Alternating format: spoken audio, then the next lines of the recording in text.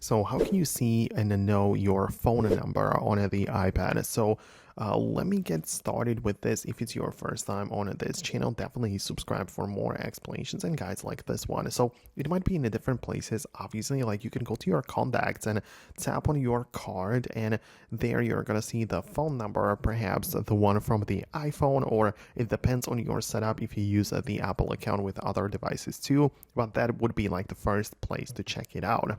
Outside of that, it's also a good idea to go to the settings where if you see the cellular option, and if your iPad supports it, of course, you'll be able to tap on it right here and see the cellular data plan and perhaps even your phone number.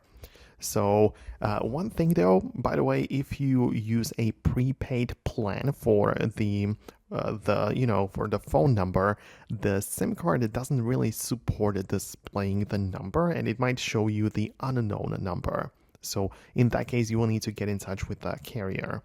But outside of that, you can also go to the settings and find the apps and messages. And if you have set up the messages or the iMessage with a certain phone number, you should see it to be part of the send and receive. So I only see my email address, but if I used a phone number for that, it would also be part of this list. So this would be another way to check it out, right? And the same thing goes for the FaceTime. If you have used the phone number for FaceTime, you can also find it in the settings where you go to that particular app, and you can see that you can be reached by FaceTime at, and you might find the phone number right here too. So I hope I was able to explain that. Let me know what you think. Hit the thumbs up for more, and definitely subscribe so you don't miss the upcoming videos as well.